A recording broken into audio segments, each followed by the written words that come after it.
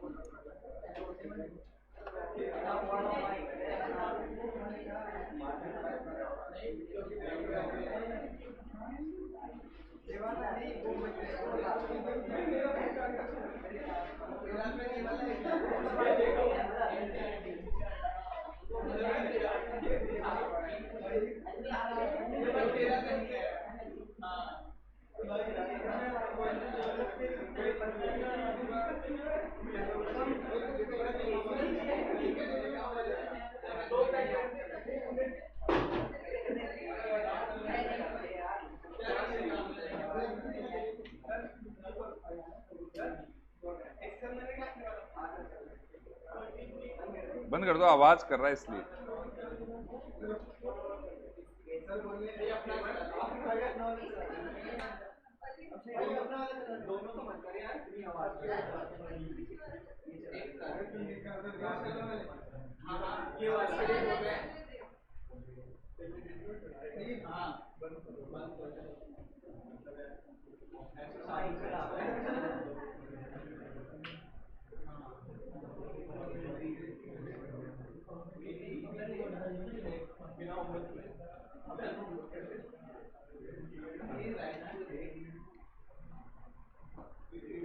हाँ जी बच्चों, homework homework हो गए।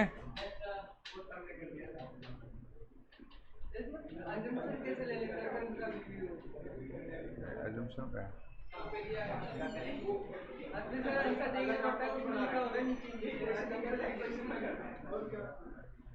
इक्विटी, एक इक्विटी शेयर का assumption होगा और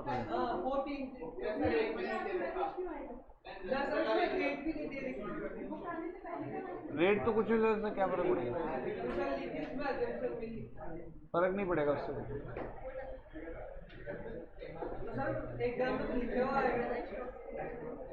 अरे अजम्पशन ले भी लोगे तो फर्क नहीं पड़ेगा, क्योंकि अजम्पशन दोनों जगह सेम होगी ना, इसलिए फर्क नहीं पड़ता कुछ। एक ले लो, 10 ले लो, 100 ले लो, कोई फर्क नहीं। हाँ, क्वेश्चन नंबर 14 बोलो भाई, बोलो। हो गया? 15, 21 हो गया?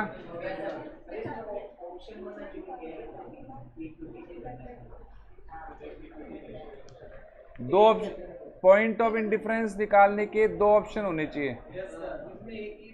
एक दे रखा है तो दूसरा 100% इक्विटी शेयर ले लो, कुछ भी ले लो, कोई फर्क नहीं पड़ता उससे।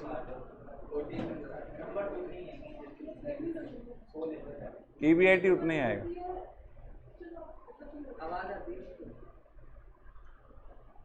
आवाज आती है, वहां बैठ जाओ उसके नीचे।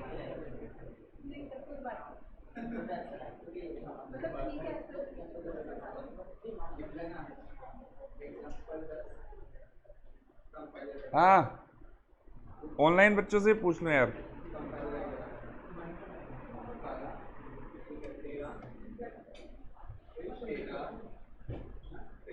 इक्कीस में सेकंड ऑप्शन का ईबीआईटी बता दो। कोमल बोल रही है क्वेश्चन नंबर 14 में क्या डाउट है बेटा? इसमें सेकंड ऑप्शन नहीं दिया, सेकंड में इक्विटी शेयर लेना है 100%। ठीक है कोमल?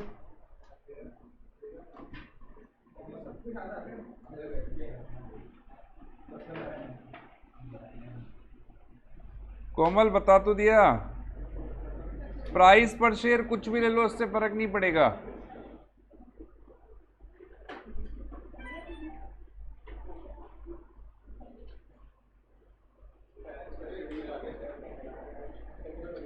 गिरीश को 21 में सेकंड ऑप्शन बताना है। सेकंड 21 में क्या है सेकंड ऑप्शन?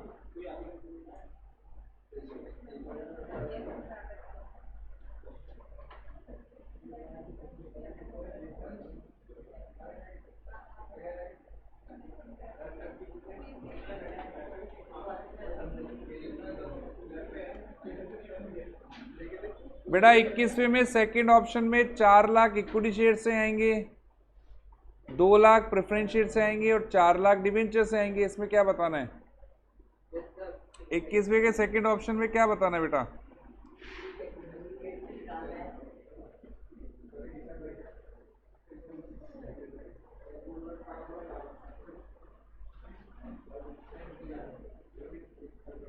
गिरीश क्या बताना है बेटा?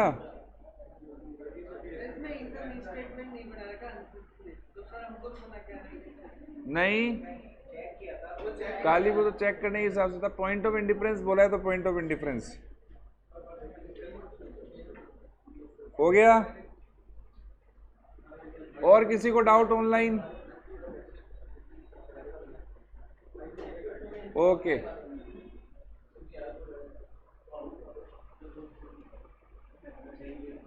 पॉइंट ऑफ इंडिफरेंस लिखवाया था, इसका point note number 1।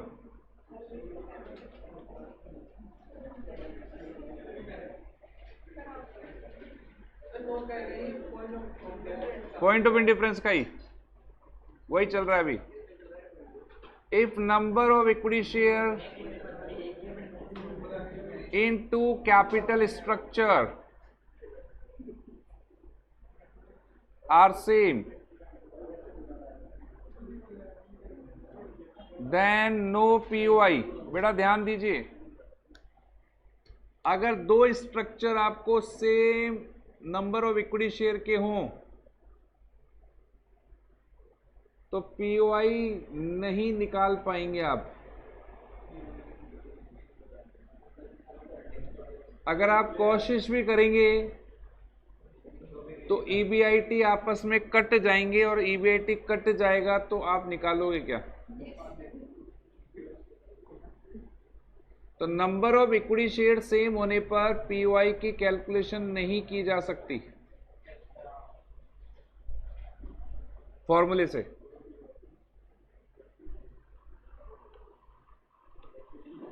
POI can be calculated only for two capital structure.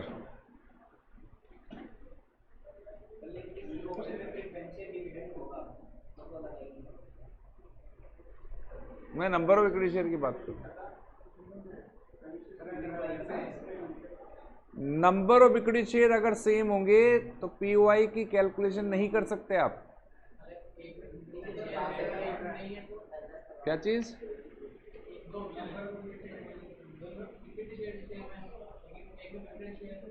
उससे मतलब नहीं है कोई।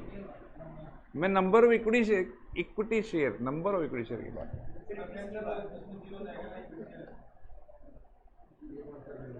इक्विटी शेयर अगर बराबर हो दो स्ट्रक्चर में, डिवाइड करते हैं ना नंबर ऑफ इक्विटी शेयर से, वो बराबर हो तो कट जाएंगे बिल्कुल। अब एक स्ट्रक्चर में चाहे कुछ भी हो, दूसरे में चाहे कुछ भी हो, उससे कोई मतलब नहीं है। और पीओआई केवल आप दो स्ट्रक्चर के लिए निकाल सकते हो। एग्जाम्पल, हमारे पास 3 प्लान है ए बी सी। क्या तीनों का पीओआई निकाल सकते हो? नहीं, तीनों का पीओआई नहीं निकाल सकते, नो पीओआई।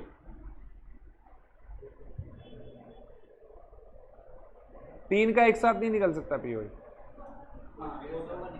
हाँ, आप कॉम्बिनेशन बना के निकाल सकते हो। जैसे आप निकाल सकते हो POI between A and B, POI between A and C, POI between B and C. ऐसे दो दो के कॉम्बिनेशन से निकाल सकते हो, तीन का एक साथ नहीं निकाल सकते। ठीक है, समझ में आ गई? कॉपी भी कर रहे हो कि नहीं?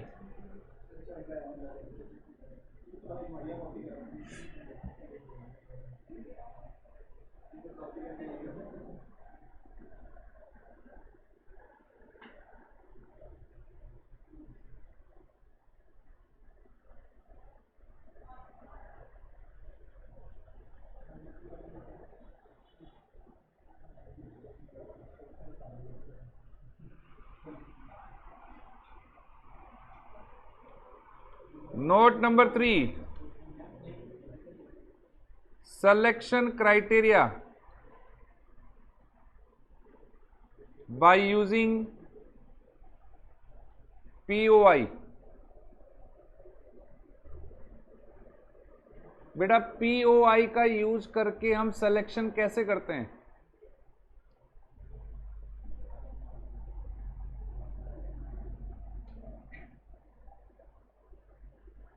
मैंने आपको बताया था POI में क्या होता है, दो स्ट्रक्चर आपको सेम ईपीएस देते हैं तो वहां पे डिसीजन मेकिंग इंडिफरेंट हो जाती है। तो अब सिलेक्शन क्राइटेरिया क्या हो, ध्यान देना, विशेष चीज बता रहा हूं। If profit is more than POI, select that capital structure which is highly levered।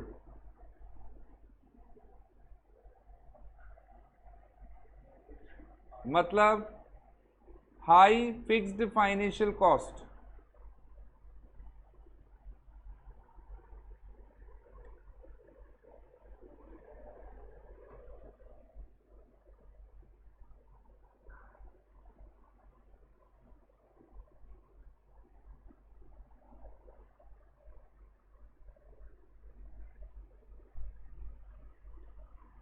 If profit is less than POI,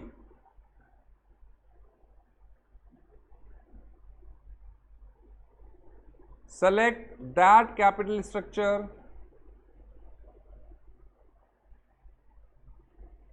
which is low levered, means low fixed cost, low fixed financial cost।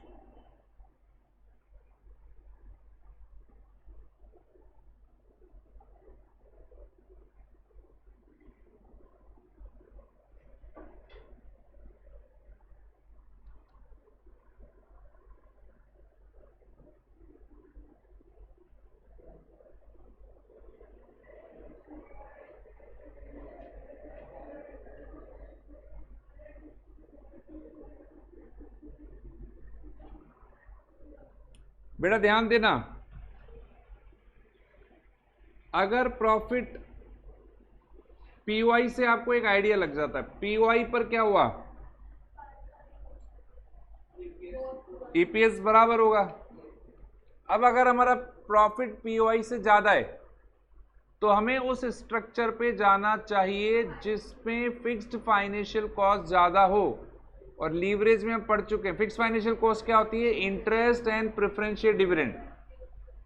और जिसमें interest और preferential dividend ज्यादा होगा उसमें leverage भी ज्यादा होगा। Leverage ज्यादा कब होता है, सब बता चुका हूं मैं। लीवरेज ज्यादा कब होता है, जब फिक्स्ड कॉस्ट ज्यादा होती है, यानी और लीवरेज ज्यादा होने वाला रिस्क ज्यादा है। तो आपको उस कंपनी, उस स्ट्रक्चर को सेलेक्ट करना चाहिए जिसमें रिस्क ज्यादा है, क्योंकि आपका प्रॉफिट मल्टीपल वे में बढ़ेगा,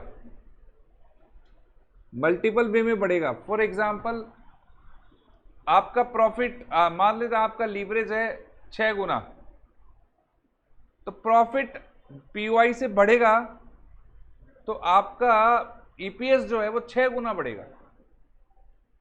EPS 6 गुना, तो आपको ज्यादा फायदा मिलेगा।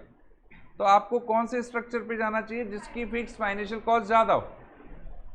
लेकिन उल्टा केस है, प्रॉफिट कम है तो फिर रिस्क उठाने की जरूरत नहीं है। फिर आपको कौन से स्ट्रक्चर में जाना चाहिए, जो लो लीवर्ड हो, जिसकी फिक्स फाइनेंशियल कॉस्ट, क्योंकि आप प्रॉफिट कम है तो आप फिक्स फाइनेंशियल कॉस्ट को रिकवर नहीं कर पाओगे, इसलिए आपको लो लीवर्ड पे जाना चाहिए, जिसकी फिक्स कॉस्ट कम होती है उस पे जाना चाहिए। क्लियर है पॉइंट। अब इससे रिलेटेड क्वेश्चन है अपनी बुक में, वो अपन कर लेते हैं। 19,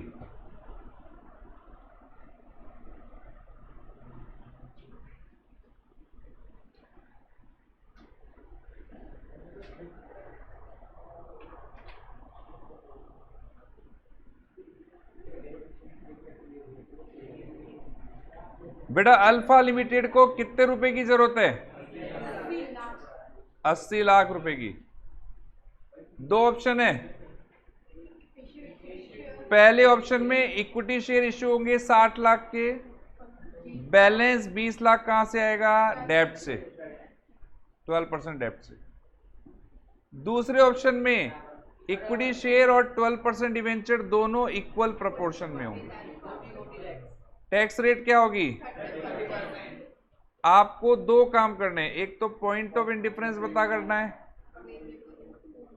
और दूसरा बताना है कि कौन सा ऑप्शन बेस्ट होगा इन डिफरेंट सिचुएशन।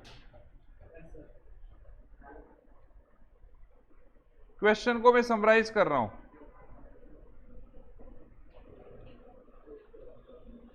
कैपिटल कितनी चाहिए हमारे को? हमारे पास दो ऑप्शन है, ऑप्शन 1, ऑप्शन 2। ऑप्शन 1 में हमारे पास पैसा कहां से आएगा? 60 लाख तो इक्विटी शेयर से और 12% डिवेंचर से, बाकी के 20 लाख। ऑप्शन 2 में इक्विटी शेयर से 40 लाख आएंगे, बाकी 12% डिवेंचर से 40 लाख आएंगे, बराबर बराबर। टैक्स रेट क्या दे रखी है?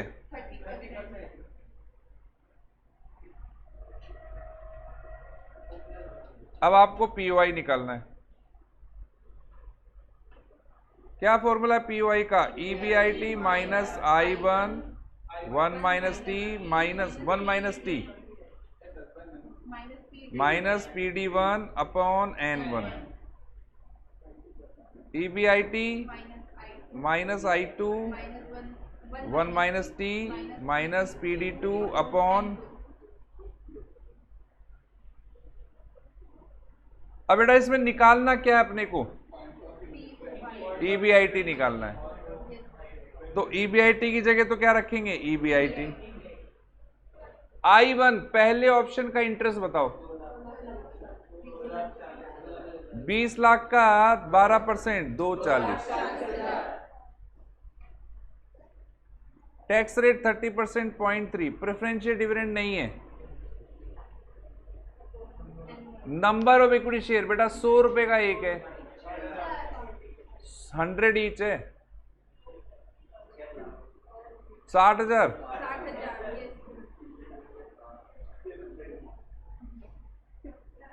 Equals to EBIT minus I2। बेटा ऑप्शन 2 का इंटरेस्ट बताओ। 480। Very good. 1 minus tax rate, preferential dividend नहीं है, छोड़ दो। नंबर ऑफ शेयर बेटा 40,000।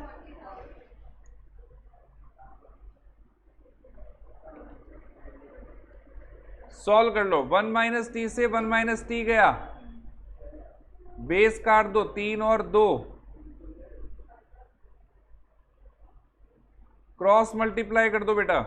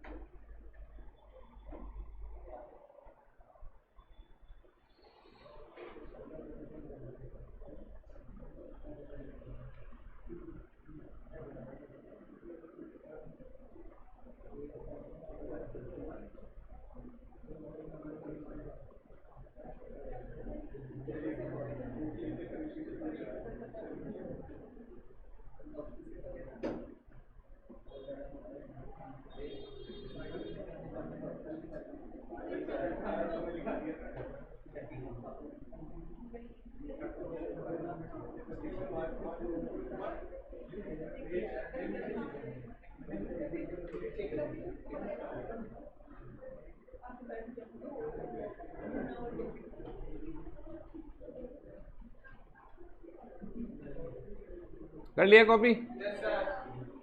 बेटा सुनो अब ध्यान से, इसने बोला पीओआई निकाल दो, निकाल दिया। पीओआई पे क्या होता है? ईपीएस बराबर हो जाता है। अब ये क्वेश्चन, दूसरा क्वेश्चन पूछ रहा है, state which option will be beneficial in different situation. अलग अलग सिचुएशन में कौन सा ऑप्शन बेस्ट होगा? भाई पॉइंट ये है कि पॉइंट ऑफ इंडिफरेंस पे तो ईपीएस बराबर होता है, तो हम कंफ्यूज हो गए। मान लेते हैं प्रॉफिट ज्यादा हो तो कौन सा ऑप्शन बेस्ट होगा, प्रॉफिट कम हो तो कौन सा ऑप्शन बेस्ट होगा। तो मैंने आपको थ्योरी लिखवाई, प्रॉफिट ज्यादा होने पर वो ऑप्शन बेस्ट होगा जिसकी फिक्स फाइनेंशियल कॉस्ट ज्यादा है, और फिक्स फाइनेंशियल कॉस्ट किस में ज्यादा है? सेकंड में। तो जैसे ही प्रॉफिट बढ़ेगा ऑप्शन 2 फायदेमंद हो जाएगा। आप देखो इंटरेस्ट किस में ज्यादा है? सेकंड में ना। तो प्रॉफिट बढ़ते ही ऑप्शन 2 फायदेमंद हो जाएगा, और प्रॉफिट अगर गिरेगा तो ऑप्शन 1 फायदेमंद हो जाएगा। आप इसको प्रूव करके बताना है अपने को। तो प्रूव करने के लिए एक बार अपन ज्यादा प्रॉफिट लेते हैं, एक बार कम लेते हैं। ज्यादा भी इतना ले कि भी डिफरेंस का पता चले। तो एक बार मैं 12 लाख लेता हूं, एक बार मैं 8 लाख लूंगा। 960 से ज्यादा 12 लाख, 960 से कम 8 लाख। ये अज्यूम्ड बेसिस पे आप कुछ भी ले सकते हो, 6-14 भी ले सकते हो, 7-14 भी ले सकते हो, 7-11 भी ले सकते हो, चॉइस इज योर्स। एक बार कम लेना है, एक बार ज्यादा लेना है। तो देखिए अगर मैं पहला केस लेता हूं, प्रॉफिट इज ₹12 लाख, 12 लाख लेता हूं। प्रॉफिट का मतलब यहां ईबीआईटी से है।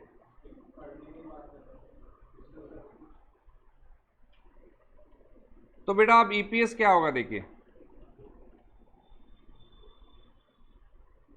Minus interest. इंटरेस्ट पहले ऑप्शन में कितना है बेटा?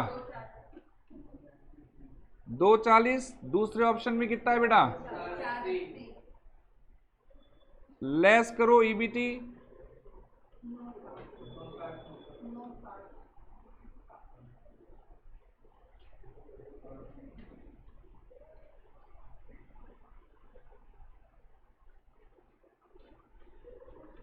लेस करो टैक्स। टैक्स का रेट क्या है? 30%। बेटा इसका 30% निकालो,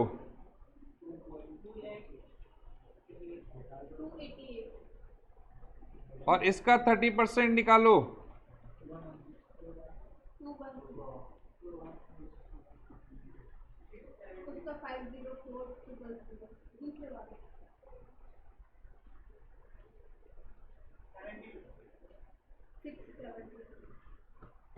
प्रेफरेंशियल डिविडेंड नहीं है।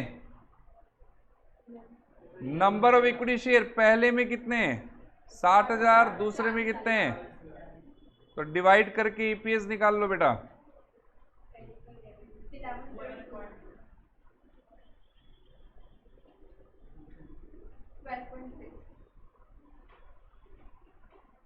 बेटा कौन सा ऑप्शन बेस्ट हो गया? किसका ईपीएस ज्यादा आ रहा है? सेकंड का। तो जैसे ही प्रॉफिट बढ़ा आपको ज्यादा फायदा मिलेगा जिसमें फिक्स कॉस्ट ज्यादा। उसकी जो लॉजिक क्या है, प्रॉफिट बढ़ने से इंटरेस्ट तो उतना ही रहेगा ना, इंटरेस्ट थोड़ा बढ़ जाएगा। तो इक्विटी शेयर होल्डर को फायदा मिलना चालू हो जाएगा, है ना। तो कुल मिला के अगर प्रॉफिट ज्यादा हो पीवाई से तो ऑप्शन वो फायदेमंद होगा जिसका फिक्स कॉस्ट ज्यादा है। सेकंड का ज्यादा है तो सेकंड फायदेमंद हो गया ना। अब कम लेके देख लो।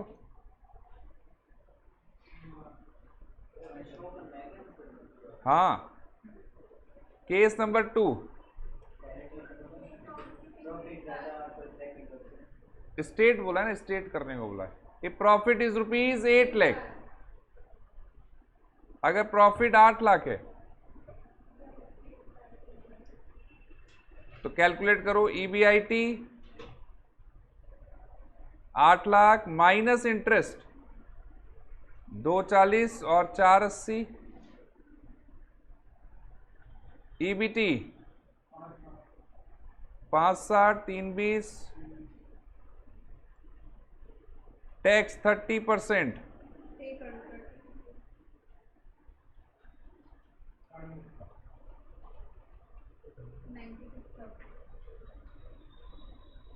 ईएटी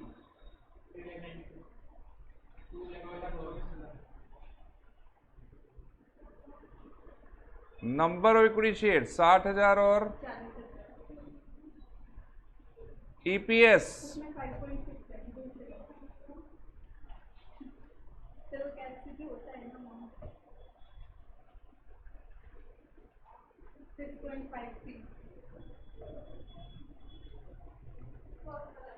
फर्स्ट वाला बेटर हो गया।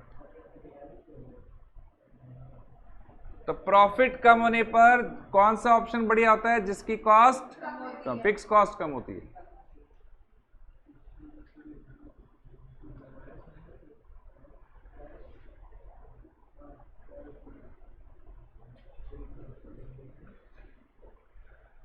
आया समझ में कंसेप्ट?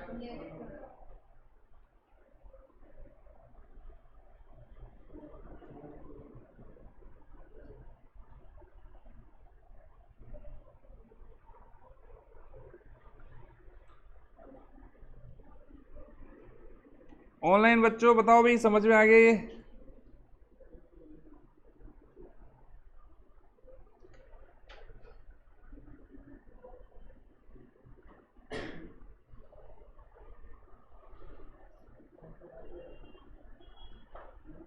हरिओम बेटा, आज जवाब नहीं आ रहा तेरा।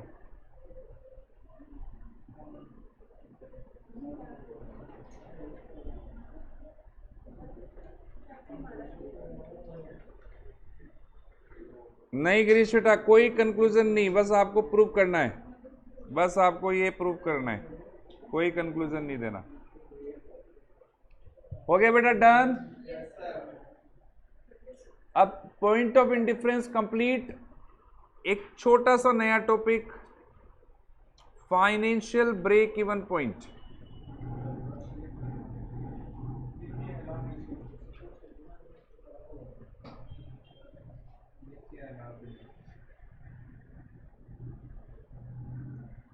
वित्तीय सम विच्छेद बिंदु,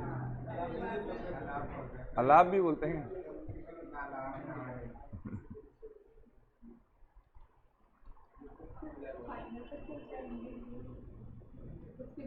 उसके बाद भी हिंदी चलती है, हिंदी हमारी राष्ट्रभाषा है।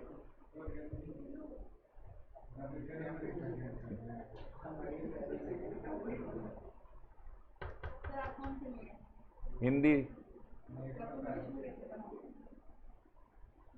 सोचो तुम।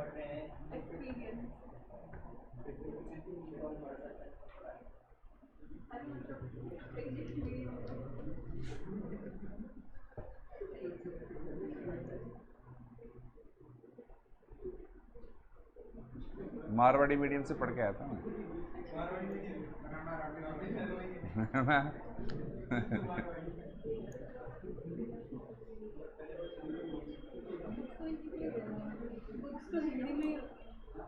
कम्युनिकेशन मारवाड़ी होता था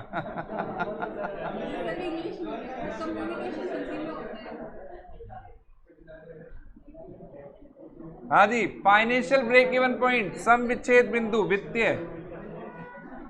बेटा ध्यान दो,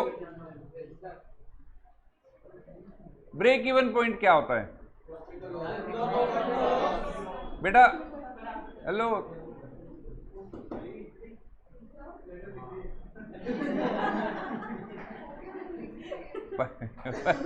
पर्ची पे क्या लेटर दिखेगी? छोटी सी पर्ची। अच्छा,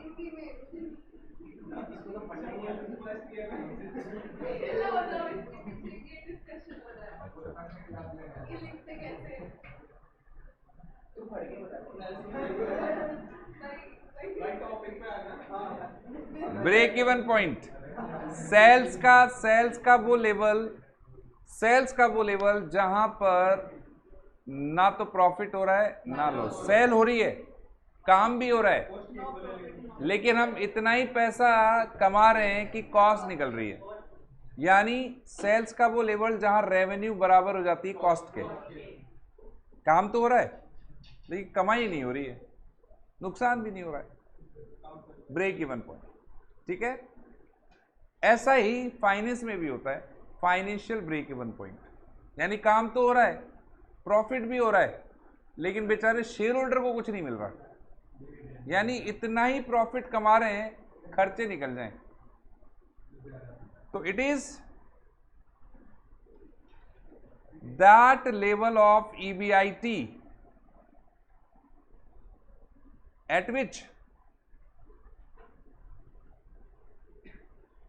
equity shareholder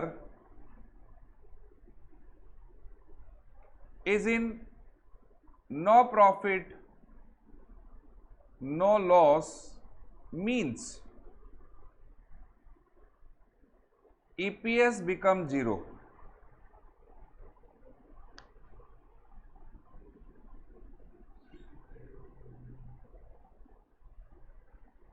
EBIT का वो लेवल जहां पर इक्विटी शेयरहोल्डर को ना तो फायदा होता है ना नुकसान होता है, मतलब EPS क्या हो जाता है, 0 हो जाता है।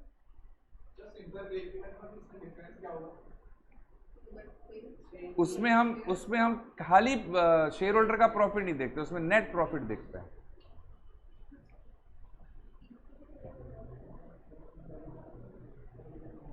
ठीक है, it means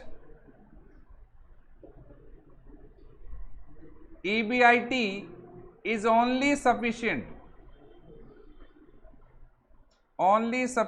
to pay fixed financial cost।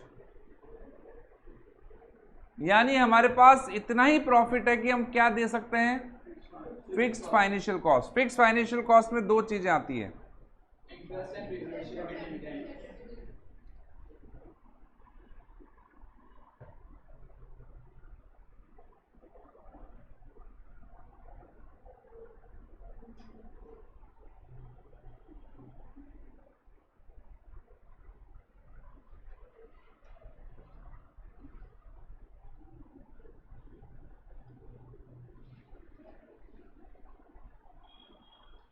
यानी at financial break even point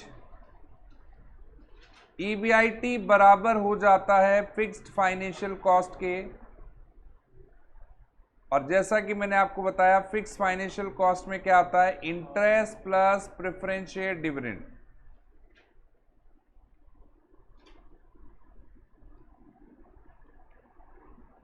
तो ये हमारा फॉर्मूला हो गया फाइनेंशियल ब्रेक इवन पॉइंट का। लेकिन एक छोटा सा प्रॉब्लम, इंटरेस्ट टैक्स से पहले देते हैं और प्रेफरेंस शेयर डिविडेंड टैक्स के बाद देते हैं। तो हमें या तो इंटरेस्ट को आफ्टर टैक्स ले जाएं या प्रेफरेंस शेयर डिविडेंड को बिफोर टैक्स लाएं। इंटरेस्ट को आफ्टर टैक्स नहीं ले जा सकते क्योंकि EBIT चाहिए, EBIT बिफोर टैक्स होता है। तो प्रेफरेंस शेयर डिविडेंड को ही बिफोर टैक्स लाना होगा, डिवाइड बाई 1 माइनस टी करके।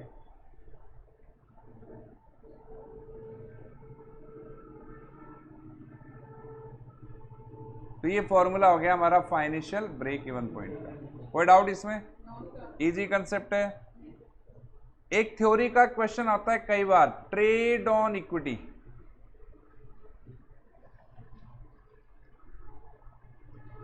पढ़ा हुआ भी आपने इकोनॉमिक्स में या मैनेजमेंट में? याद है क्या? बोलो। याद नहीं आ रहा।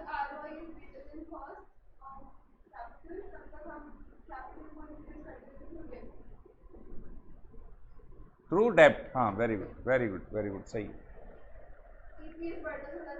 वेरी गुड, वही लीवरेज वाला कंसेप्ट, वेरी गुड।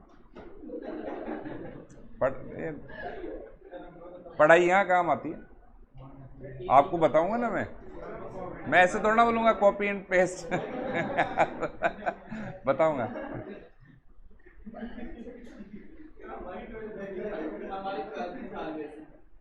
नहीं था, था, याद नहीं है।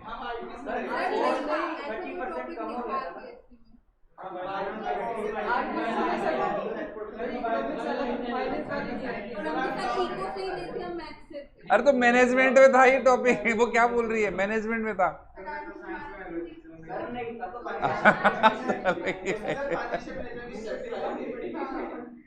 चलो कोई नहीं है, सर हमारे तो रेशियो ही नहीं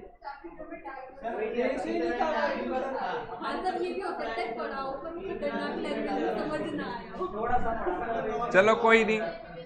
देखो मैंने आपको बताया, मेरे पास क्या है, एक क्वेश्चन है इससे रिलेटेड, लेकिन वो क्वेश्चन आप लोगों ने करा था, क्वेश्चन नंबर 12।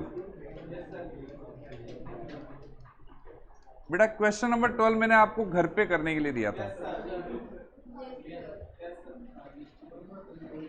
इसमें क्या था, ऑप्शन 1 में हम 2.5 लाख का हमने डिबेंचर रेज किया था डेप्ट, ऑप्शन 2 में हमने 10 लाख का किया था, ऑप्शन 3 में हमने 15 लाख का डेप्ट रेज किया था। ये होमवर्क दिया था मैंने।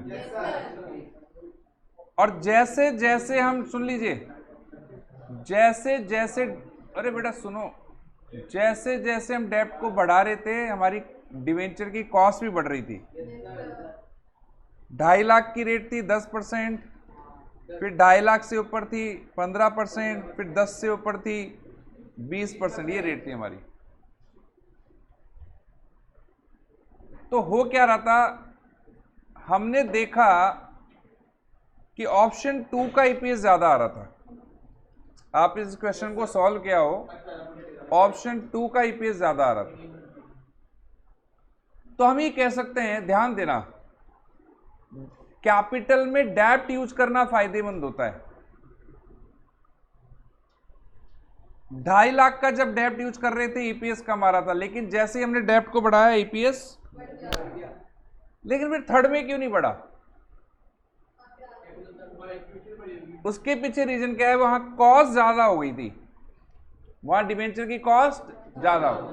तो डेप्ट का उपयोग करना फायदेमंद होता है बशर्ते उसकी कॉस्ट कम हो।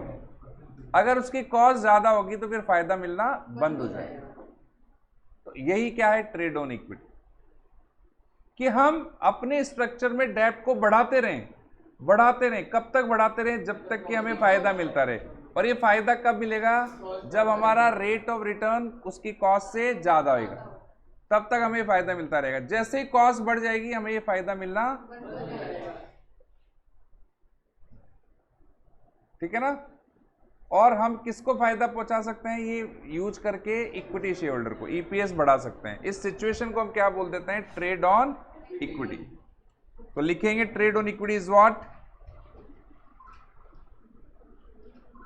डेब्ट is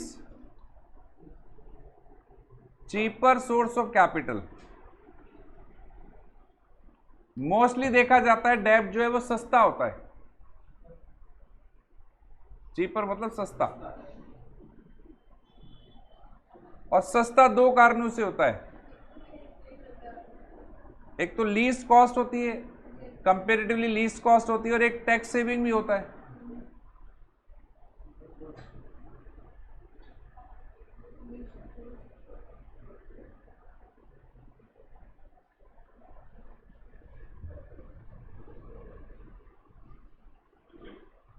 So, by increasing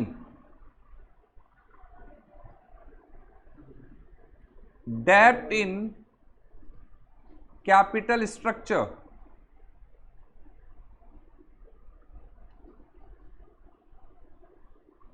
we can benefit to equity shareholder.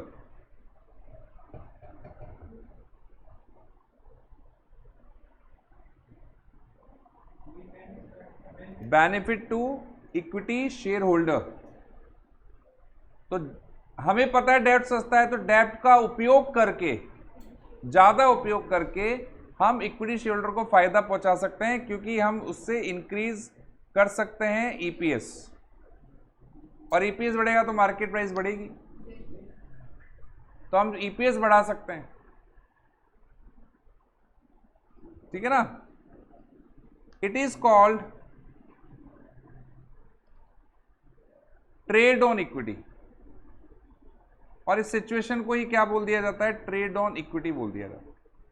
But एक चीज इंपॉर्टेंट है, but benefit will be only up to that extent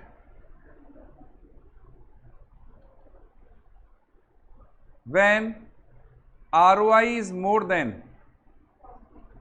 cost of debt। बेनिफिट आपको तभी मिलेगा जब ROI कॉस्ट ऑफ डेट से ज्यादा होगा। ROI is return on investment,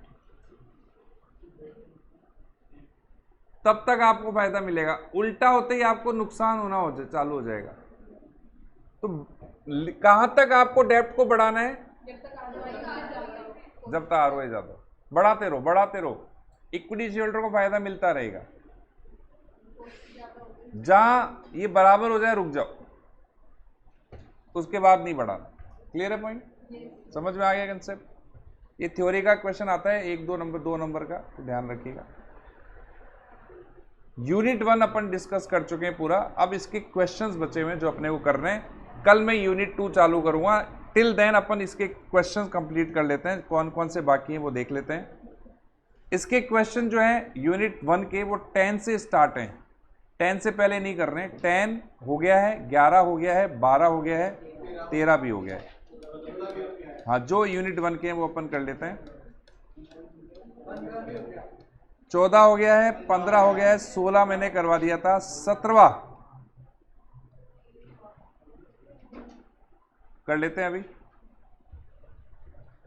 उससे पहले मैं ऑनलाइन वालों से पूछ लूं। हाँ भाई, ऑनलाइन वालों समझ में आ गया यहां तक जो पढ़ाया?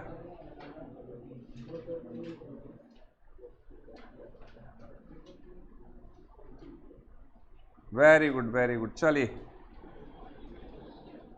अब आ जाइए क्वेश्चन नंबर 17 पे। बेटा, कंपनी को कितने पैसों की जरूरत है? कितने प्लान है? पहले प्लान में पूरा पैसा कहां से आएगा? दूसरे प्लान में 50%, 1 लाख इक्विटी से 1 लाख। तीसरे प्लान में 1 लाख इक्विटी से 1 लाख। डेब्ट की कॉस्ट क्या होगी? प्रेफरेंस शेयर की टैक्स की रेट। इक्विटी शेयर 10 रुपए का है, लेकिन इश्यू होगा 10 रुपए प्रीमियम पे, यानी इश्यू प्राइस क्या होगी? 20 होगी। इश्यू प्राइस 20 होगी। 10 रुपए का शेयर 10 रुपए प्रीमियम पे, प्रीमियम मतलब ज्यादा, 20 रुपए पे। आगे समझ में? EBIT क्या होगा? अब आपसे पूछा क्या है, पहला पॉइंट EPS निकाल दो, निकल जाएगा। फाइनेंशियल ब्रेक इवन पॉइंट निकाल दो, फॉर्मूला लिखा ही दिया। Indicate if any of the plans dominate, ये थ्योरी लिखी जाएगी इसमें। कौन सा प्लान डोमिनेट करेगा? हमें तो वही मारवाड़ी लैंग्वेज आती है, जिसमें सबसे ज्यादा EPS होगा, फायदा होगा, वही प्लान डोमिनेट करेगा दूसरे को। कौन सा प्लान मतलब डोमिनेट करेगा दूसरे प्लान को? तो वो प्लान जिसमें ज्यादा फायदा है वो डोमिनेट करेगा दूसरे को। Simple. Compute EBIT range among the plans for indifference. Indifferent points निकालना है, मतलब आपको 4 चीजें करनी है इसमें। पहला EPS, दूसरा फाइनेंशियल ब्रेक इवन पॉइंट, तीसरा POI, और चौथा ये बताना है कंक्लूजन में कौन सा प्लान बेस्ट है। कर लेंगे? चलिए चालू हो जाइए। पहला पार्ट EPS,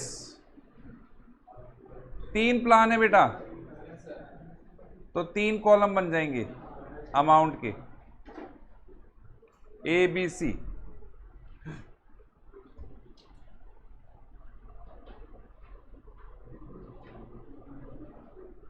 बेटा ये बताओ मुझे EBIT कितना दिया हुआ है क्वेश्चन में, देख के बताओ सब, ऐसे नहीं सबको देखना है। मिल गया क्या 80? मिल गया क्या बेटा? अरे तुमसे पूछ रहा हूँ। हाँ ये रहा।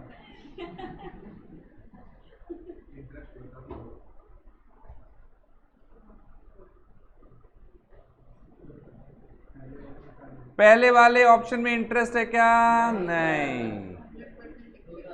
अच्छा मैं यहाँ लिख देता हूं।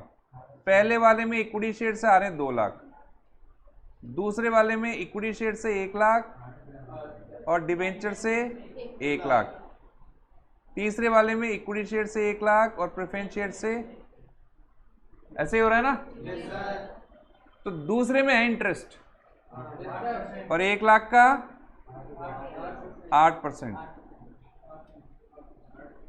तीसरे में नहीं है, तीसरे में ही नहीं। EBT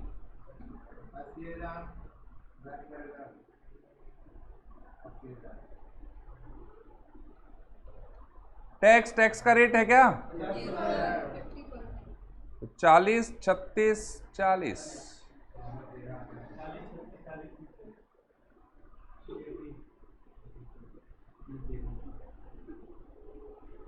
EAT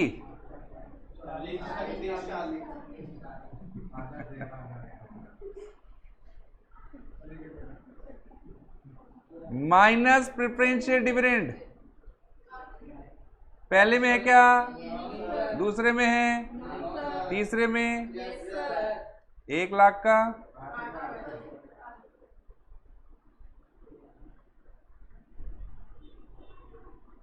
earning for equity share.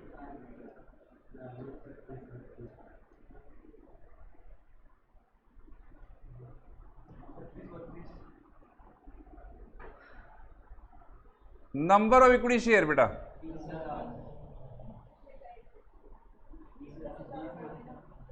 20,000। 2 lakh के शेयर 20 रुपए में इश्यू हैं।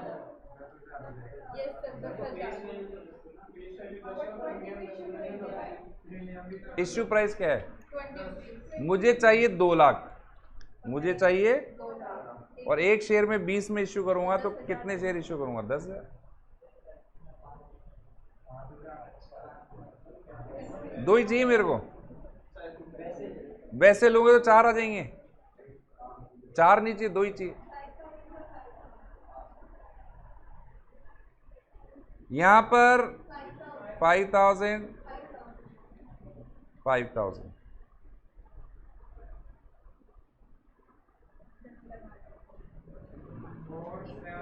ईपीएस निकाल लो बेटा।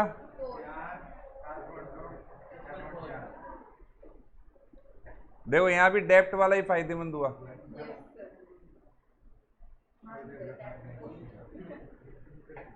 हर जगह नहीं है। हाँ।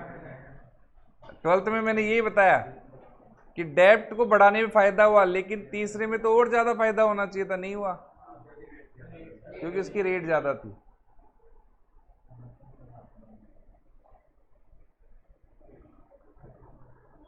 ये एपीएस आ गया, कॉपी हो गया सबका? ये तो इजी था। अब दूसरा पार्ट क्या निकालना है? Financial break even point.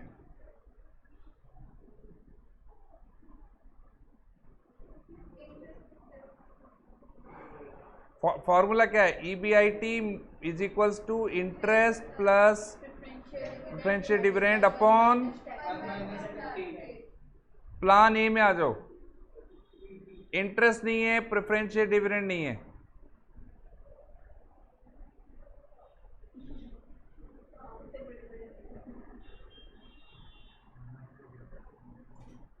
Zero हो गया ना? बी में इंटरेस्ट कितना है? प्रेफरेंशियल डिविडेंड नहीं है।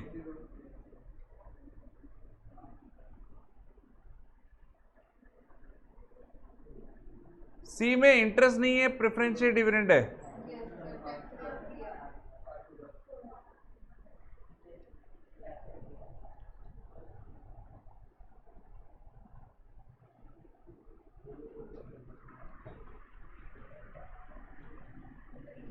अच्छा एक चीज मैं बताना भूल गया, अब बता देता हूं।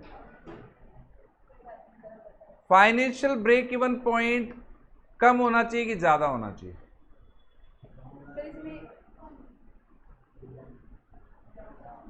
सिचुएशन आपके सामने, प्रैक्टिकल एग्जांपल सामने, सोच समझ के जवाब देना। कम होना चाहिए सर, जितना कम होगा उतनी फाइनेंशियल प्रॉब्लम कम रहेगी, उतनी ज्यादा अर्निंग होगी।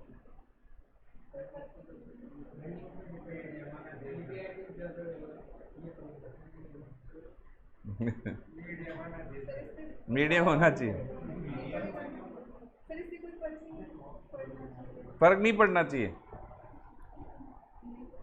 नहीं पड़ना चाहिए, ये बोल रहे फर्क नहीं पड़ना चाहिए।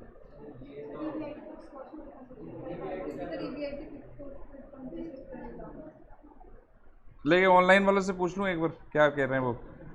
अरे ऑनलाइन वालों बताओ भाई। गगन बोल रहा है कम होना चाहिए, कोमल कम होना चाहिए, तन्वी कम होना चाहिए।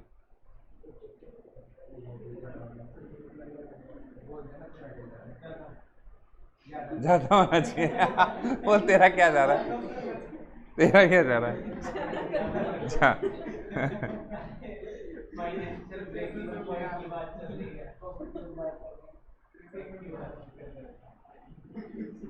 अच्छा एक बात सोचो, मैं बताता हूं आपको। प्लान ए में कंपनी 1 रुपया भी कमाएगी, वो पूरा का पूरा इक्विटी शेयरहोल्डर को जाएगा।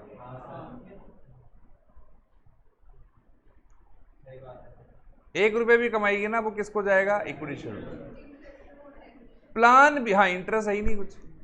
प्लान बी में इक्विटी शेयरहोल्डर वेट करेगा 8,000 तक, बेचारे को 8,000 तक कुछ नहीं मिलने वाला। 8,000 तक सारा कौन ले जाएगा? डिवेंचर होल्डर, उसको कुछ नहीं मिलने वाला, वेट करता रहेगा वो। और सी में और ज्यादा वेट करेगा, 16,000 तक वेट करेगा। तो कौन सा बेस्ट है उसके लिए? Shall be least.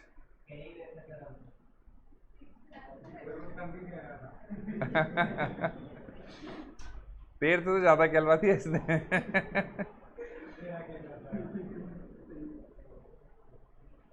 Shall be least, theory में लिख लेना इसको, थ्योरी के नीचे।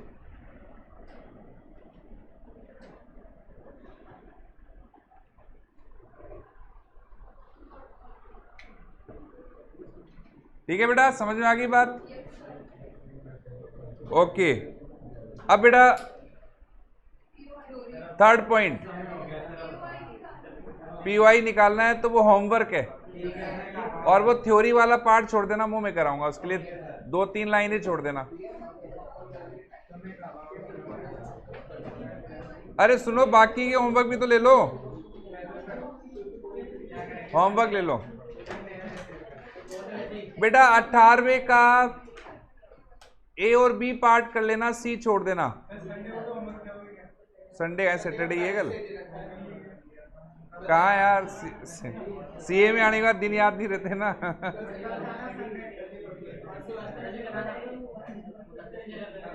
तो 18वें का ए और बी पार्ट, सी नहीं करना। 19वां मैंने करा दिया, 20 नहीं करना, 21 हो गया, 22 होमवर्क बस, 22 तक।